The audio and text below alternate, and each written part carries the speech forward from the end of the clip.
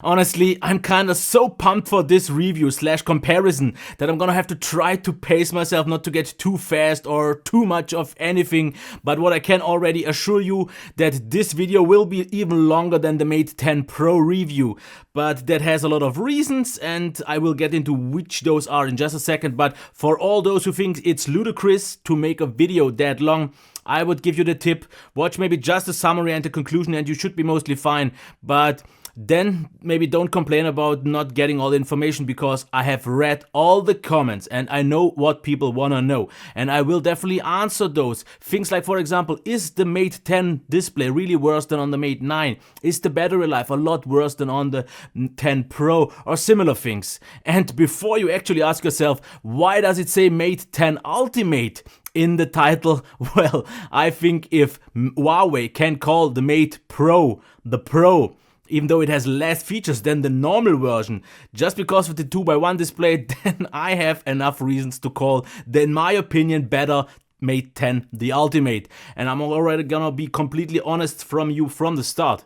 I definitely do prefer the Mate 10 over the Pro, for a few obvious reasons, but also just in general. But I won't really give it an easier time for that. I will just point out all the flaws just as much as the good sides, but also same goes for the Mate 10 Pro. But before we are getting too much into that, let's actually cover a few things, because there is so much to talk about. Okay, the first thing, design and build quality. Now, if it's just down to build quality, they are on par, because both are super solid with amazing button tactile feedback and also the click, and they feel super high quality and premium.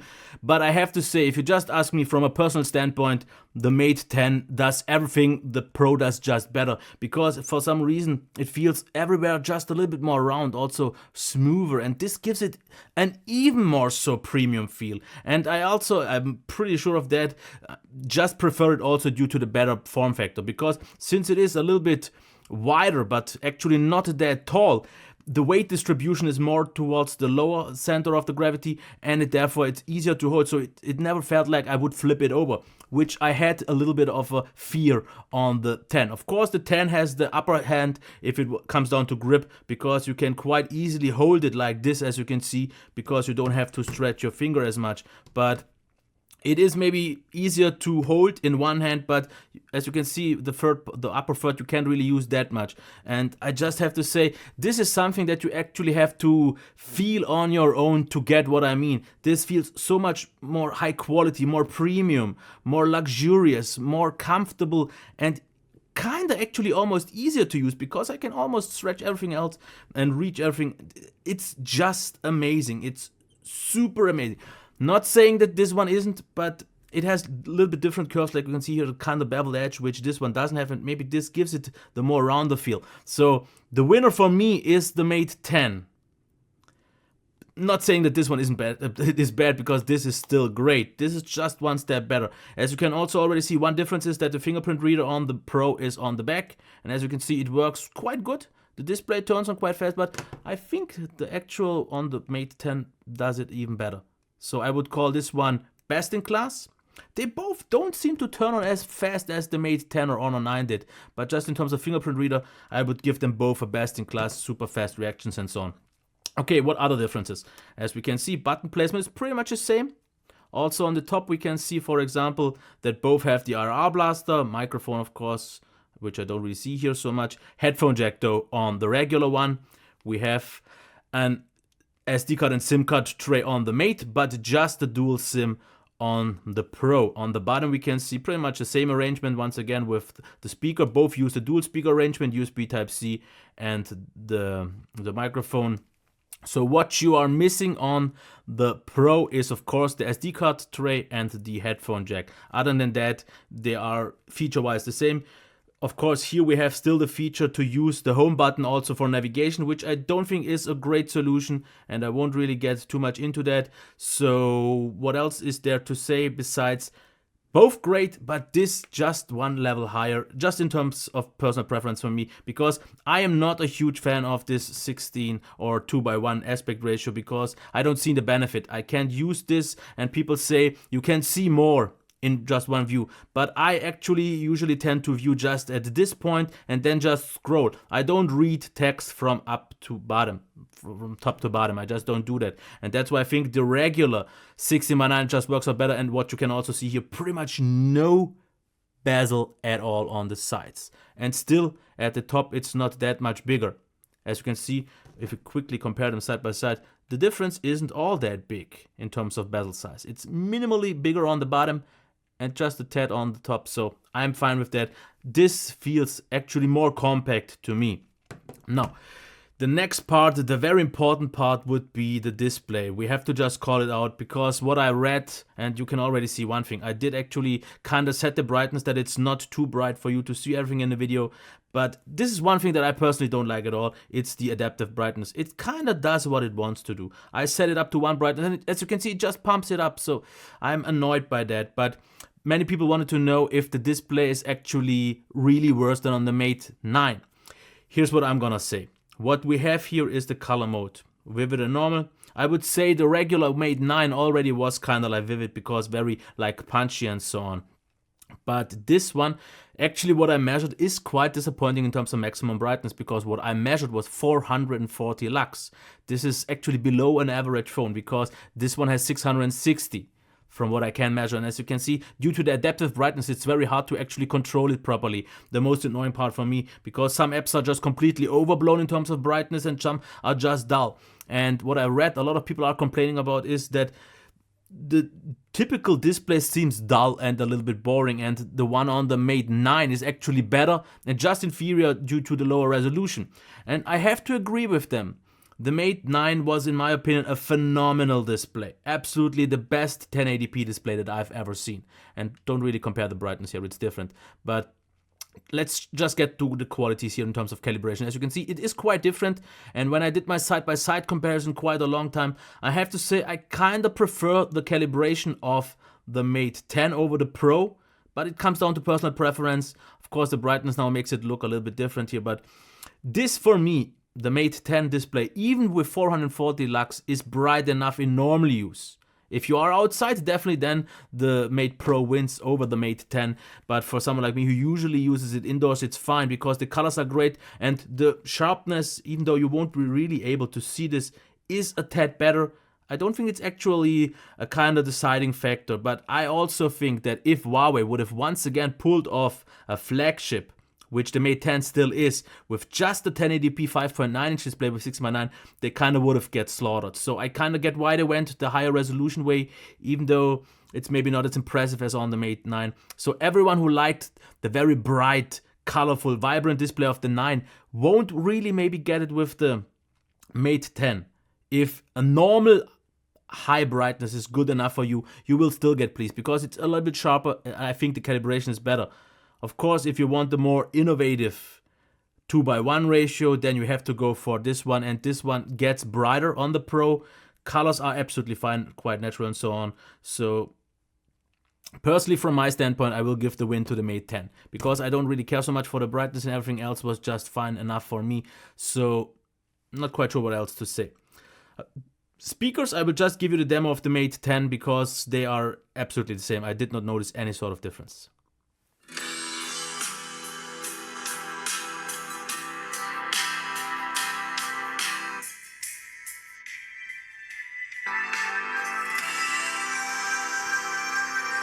So I'd still definitely recommend you to cup it, because it still seems that the sound is coming way more from the right side, where we have the mids, and the bass where we just have the highs here. So it gives you a better stereo effect if you cup it, but then I would say both are absolutely doing a very good job, because very loud on both.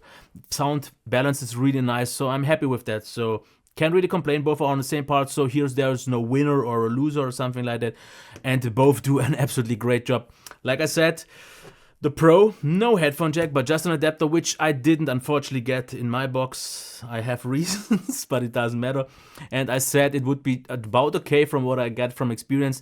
But if it's as good as on the Mate 10, it's actually quite good, because that's the one that this one does. But what I'm actually not the biggest fan of, because what we have here with the 10, if we go to sound, we have the Histon controls, which of course are only working with headphone jack. but it doesn't really help. Whatever I tried, the sound didn't really improve, so actually it's the best way, in my opinion, if you just let it off. Okay, performance. Let me try to get this done halfway decently, and I'm not even gonna try to make this kind of too similar, because people will say always this wasn't fair and so on, but let's just try to see the launch times. I'm not able always to get them right, because it's always a hit and miss, and I don't actually think it matters, because as you can see, if there is a difference in terms of launch time, this is so marginal. Does this difference really matter? And as you can see, it actually was on par. Now, I'm not gonna too much into performance, into a few things, because as you can see here, I also have to mention this. This is running the 113 version, where this is already running 115. This is also the Chinese version, and this is an international version. What I have to tell you though is the following. I think 115 runs better, because maybe you will notice this. 115 for me, in normal use, definitely felt a lot more smooth. The 113 felt a little bit more kinda stuttery, a little bit more lag and so on. Still, also the 115 version needs some work. The reason why I didn't actually update this is because one review that I know told me that the 150 version had so many bugs that I should just not care about it, even though my phone for some reason didn't even get that. So I just wanted to point that out. So maybe there is still something going on in terms of performance, but I still have to say on both, they are both almost great, just not yet on a flagship level, because they lag just a little bit too much. If everything runs fine, then they both perform good. They show the potential. That's why I'm gonna say potentially great, but not just yet, because there's just too much lag going on. Now, for all the people caring about the RAM, the Pro has 6 GB, where the regular one has 4 GB. There is a 6 GB version as well, if you need that. I think it's not necessary though, because in normal use, 4 GB for Android is still plenty. So, not quite sure. I don't want to stretch this too much. This is performing a little bit better, maybe due to the newer ROM, I don't know. This one also. Both are not yet on a flagship level. They will, I'm very sure of that, smoothen that out in a month at maximum, because that was the same also on the Mate 9. Because when I reviewed the Mate 9, I wasn't impressed at all. And once I got it for the revisit, which I will definitely try to do for both here as well, performance was absolutely brilliant. And I would actually say that at the moment right now, the 9 runs better than both of these here. So it's not where it should be. Okay, the next thing, battery life. That's also what a lot of people wanted to know. Now, I didn't tell you the charge time for the Mate 10 Pro in that review, but I can tell you the one from the Mate 10, 1 hour and 12. Usually I kind of round up always, so 115, which is top for this great battery. Now, the next thing is the one thing where I'm a little bit kind of baffled myself, and that is the following reason.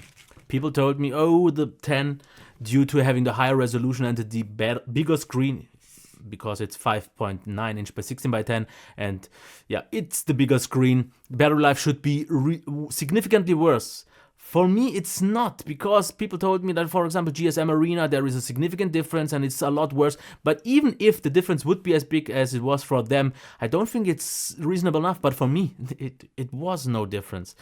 On Wi-Fi, on both, I got about 9 to 10 hours, so no real difference at all. Maybe half an hour, if at best. For video, YouTube, yes, of course. Here we had 10% on the Mate 10, where we had only 8% because of the OLED display. It's just more efficient for video. But then, especially on mobile data, I said I can usually pull off like 7 hours on the Mate 10 Pro. But on this one, for some reason, I was actually able to kind of get maybe like half an hour more. I will still say 7 for both, but it felt like there is even a little bit more potential for the 10, which is strange for me. It could have something to do, like I said already, with a different version, so 115 and 113, because there was a change from 112 to 113 that should have given both a big boost. But since I have both at least 13 and higher, maybe they optimized 15 even more so, which then could lead to a bigger advantage for the Pro again. Because after all, in theory, it has to be better, because the screen is smaller, same battery size and a lower resolution screen. So it should win. For me, in real life, normal daily use with one complete week for both, I don't see the difference. So everyone who's concerned, no matter who you trust, of course, my results could be flawed as well. different use and so on, but I personally don't really trust all those standardized tests because they kind of favor maybe AMOLED screens also more usually anyways, for especially video tests and so on. But yeah, let's just leave it at where it is, because standby drain, especially on the Mate 10, but even on the Pro, was absolutely top notch, and both get a great plus without any issues. Now, let's talk about the two main differences for the software. Besides that, this one comes with the Chinese version, but as you can see, we have an always on display since it uses OLED, but not on the 10 because it doesn't, so they kind of didn't use that for that reason. And the next thing is also dark mode. As you can see here on the 10 Pro, I have a dark mode, which I don't get on this one. You can easily kind of get in dark mode as well if you just use a black theme. There are enough available on the store, and I think Huawei, especially with these extra tools like the EMUI theme editor that you can get in the Play Store, are one of the most customizable theme engines at all. And just so you see the version, so I'm not talking any crap, where is it? Here 115, and here we have 100.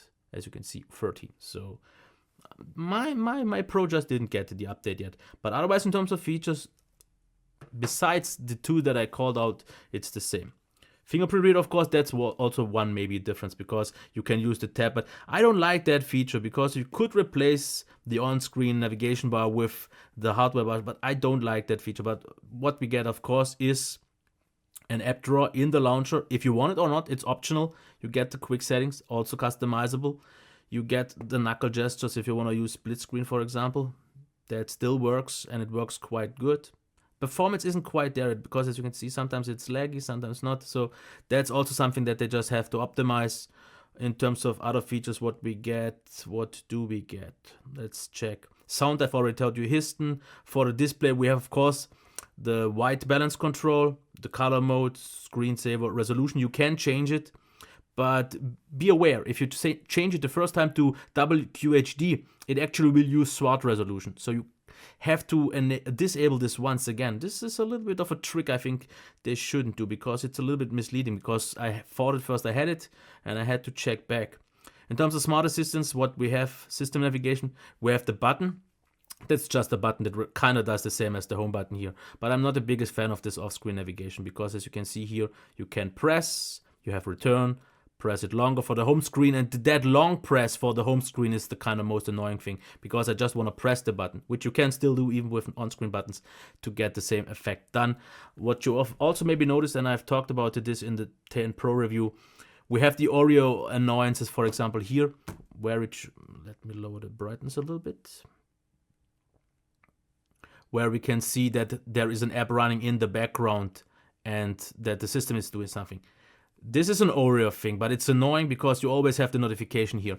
You don't see this on the 10 because I got rid of it. You can just use this app or the notification, set up a profile, and then it's gone, so it's fine. Other than that, let's get to one thing. Chinese version, maybe that's why it's also got one version first. Out of the box, I think it does, if you get it just from Huawei straight, the Chinese version without the Play Store. But if you order it just from Trading Shenzhen, the store was already installed. And if I wouldn't have known that, I would have thought it just comes with it, because all the languages are supported. And I don't really notice any difference to this one with the international version. So I guess they used the kind of global ROM already. So nothing is missing. So software-wise, it's fine. Now, I want to go into the camera right now, because we don't really think I have to call out the software that much. It's the same. And it's actually good without a few annoyances. Like, for example, adaptive brightness. I can't stand that feature, because as you have seen, it's very hard for me in this video to even get one brightness set, so it's kind of okay for all the apps. It's just super annoying, and that's maybe also why so many people think the display is more so dull than on the Mate 9, because if you go into an app and it really slowly fades into not a white anymore, but just a dull gray, and I kind of get why many people would say the display is more boring, but it's the exact same thing on the Mate 10 Pro. It's something that should not exist, or at least be optional. Because, for example, on the Zuxi Pro, there is something called like CABC, Content Adaptive Brightness Control. You can disable it, it's fine. So why, Huawei, you don't give us that option as well is beyond me. But without those annoyances, it's actually a good software. I don't really have any issues. It matured enough. I still would wish for it to be a little bit more streamlined, but yeah. Camera-wise, it's the same. both the same. So I will quickly go through them because I have the same things I like and don't like so much. Because selfies, they look very nice, potentially great, especially with the really nice bokeh mode. It doesn't always work, and I will show you this a little bit later on, but usually it's fine. But what it does is it's a general issue. Maybe it was the weather, but I don't know. Camera always seems to overexpose things, which is a little bit of a bummer for me, and I just can't give it more than maybe a really good, very good, anything more, because no autofocus as well. Also, the front-facing video isn't super amazing. The recording sound isn't the best. Now, low light pictures, I would say, are quite good, actually, really good, because, yeah, as you can see here, results are fine. You can get some nice sharpness out of it. The bokeh mode works here as well. It's not the very best low light cam, but I think it works fine. Now, the next thing is in good lighting conditions, which I still didn't have, same as on the Mate 10 Pro, but still, as you can see here, this extreme overexposing is just annoying. I guess with more normal conditions, this isn't maybe a general thing, but it should get it right all weather times and not just in good conditions.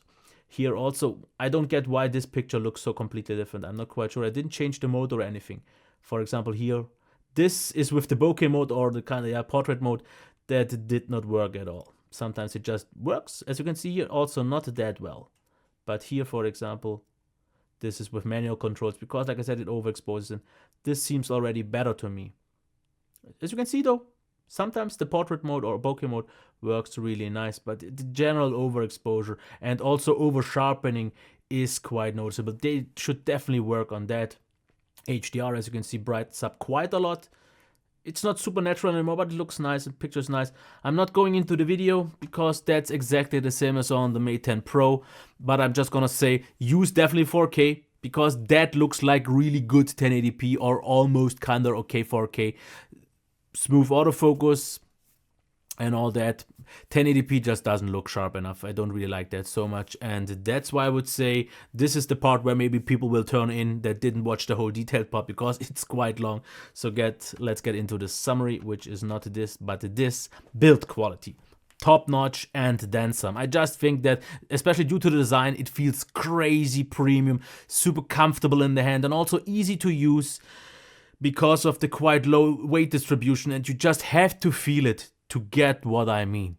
The fingerprint reader is the best in class, and for me it worked surprisingly well on such a big device on the front. Usually people prefer it on the back. Of course, that's personal preference, but I like it and it works great. The display gets only a very good due to the adaptive brightness, due to not having an extremely high brightness, not on a flagship level, but other than that it's actually great. But I get why Mate 9 users are a little bit disappointed. Speaker, very good. Headphone jack is also quite good. The performance, like I said, the potential is definitely there for it to be great, but it's not where it should be. I am very confident that that will happen quite quick. Battery grade plus, surprisingly good. I'm not quite sure why I don't see any sort of difference compared to the Mate 10 Pro. I would maybe need more time, but I usually always take one complete week for a review and so on, and in this week it was identical. Okay, software actually really good, but with annoyances. I said it. Some of them are from Oreo, but some of them are definitely from Huawei as well.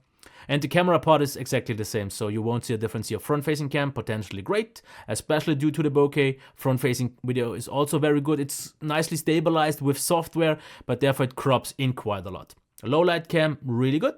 Main cam also potentially great, especially maybe if you use the manual modes and so on. It tends to overexpose and oversharpen quite a lot though, so this is where I'm not actually very happy yet. Video cam, very good, but visible blur during movement, and value for this one actually at lower than 600 euros is quite good. Now, here are a few notes. Mention the DeX-like feature, you dummy. That's focused towards me, because I knew I would forget that. We have a feature same as on DeX. You can just use just the USB port to get kind of like the DeX feature. I'm pretty sure you know what I mean. You can see a lot of different videos out there. The issue I think though is that it doesn't charge while you use that USB-C, and they should maybe just provide a kind of dongle that lets you also charge and use it, because if you use this feature for a long period of time, you will actually run out of battery. Then weaker IP rating compared to the Pro. I know I have to point it out because people will. I don't care, because yes, the Pro has a higher rating. Yeah, I don't really care, sorry. Adaptive brightness, I hate this feature. This is actually one of two features which I will get into, that it would need to get my daily driver. Performance needs optimization. That's the second one. I'll get to that soon. No dark mode and no always on display, unlike on the Pro because of the lack of OLED. But therefore it comes with the headphone jack and SD card support. So what's the right compromise for you is just something you have to decide. 2 GB less, so what? I don't care. There is a 6 GB in case you really need it, but I don't think most people would notice any difference. NPU, there it was neural processing unit. I don't think it's really anything interesting for now. We will have to see that because it doesn't really do much yet. And no fancy, yes, it's in brackets, innovative feature, form factor, but still the old boring 16:9, which, as you can see by the quotes, is meant kind of ironic because for me it's the old school style that works out just better. So before I'm going into the quick comparison summary, let's get into what I think of this phone. Priced at about $600, but about 570 euros at the moment. They would just need to fix at least one of two issues for me to become actually my daily driver. The one thing, adaptive brightness, aka the devil. If they would just fix this, because this kind of ruins the whole experience for me. If you use auto brightness, you maybe won't even notice, but that is the reason why I've read so many people talking about the fact that the screen seems dull and kind of bland. That's the auto brightness that you can't disable. If they would just fix that, I would be even fine with the performance, which would be the second thing. Once they fix that and the brightness, this would be kind of the perfect phone for me, even though I usually don't even like bigger phones so much, but due to, like I said, the quite big width, but not really of a tall of a phone, it is so easy manageable. It never feels like it would fall over. I can actually use this quite easy with one hand. And then there is this display. I'm fine with the brightness, but it's sharp and it's top. The speakers are super, like I said, performance will be. Battery life, surprisingly great. This is still like 1.5 hours more, or more, maybe even 2, than most other flagships out there. Software, I would be fine. No bigger issues, no deal breakers or something like that. And the camera, I think it will get optimized quite soon for those who really depend on it. And most people, I think, will actually use maybe the manual mode anyways. But if video is very important for you, then maybe that's not the right thing. But for $600 compared to $800, I think it's almost a steal because the value is just better. I personally, even if the price wouldn't be a thing, the price difference, I would still go for this one because this one for me is a great phone. It's nice, but it doesn't wow me, not at all for some reason. Where the Mate 10, the first moment I had it in my hands, just kind of blew me away. So the ultimate edition, to get back to that, for me is so appealing. Amazing in and feel and all the great attributes that are important for me, which of course could be different because I read a lot of people say it's easier to get that because it's locally available. Of course, maybe this for some people is as well, but they kind of want the innovative feature factor. They don't need headphone jack, but some people also said the IP rating is important. But you have to know, for example, someone told me he's okay with a lower IP rating if he has a headphone jack. So this is not like it would get a little bit wet and would be completely broken out of the one. It just doesn't have the same IP rating, but it has SD card support and so on. So I personally think this is the more mature, the rounder, the proper Mate that anyone should get for. And like I said, if they just fix the auto brightness thing, which is kind of one thing I actually doubt, maybe with a fix, if you root it maybe or something like that, I'm okay with the performance. It is not yet on offer. I'm pretty sure because I'm gonna try to maybe give it a month or 2 or 3 to revisit it and then see what it is all about. And maybe then I will say, yes, this is the perfect phone. But at that point, we already see maybe the next generation of phones out there. So just real quick, actually a super quick summary, not to make this video any longer than it already is. Design, this wins for me. In and feel and everything.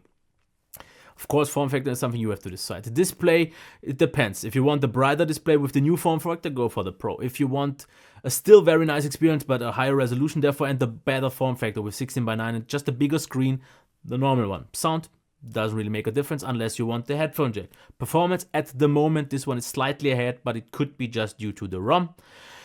Then the battery life, Sorry, but I didn't see any sort of difference, not at all. Actually, on Wi-Fi, this seemed a little bit better, where this maybe seemed like a little bit better on Wi-Fi. I meant that this was better on mobile data and the Pro better on Wi-Fi, which is weird, but yeah, it's the thing.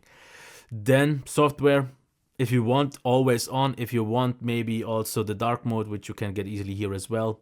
This one, if you want the same experience, but just without the dead. The normal one, camera is the same, but then of course there is the value factor, 800 to 600, and this will get even cheaper quite quick. So it's already at 570 euros. So I didn't quite get it done under half an hour, but I'm pretty sure you did get a lot of information. If not enough, let me know in the comments, because I like I said, I tried to cover it as good as possible. But I can't do it right, that the way I feel I have informed you well enough to give you the whole picture, which one you should get, just in a short amount of period of time. So for me, it's no discussion. Like I said already from the beginning, this, when I had it the first moment in hand, just kind of gave me this feeling of wow, and this not. Even though it's still great. If you have seen the single review just for it, nothing has changed what I said there. Okay. Yeah, that's it. Bye.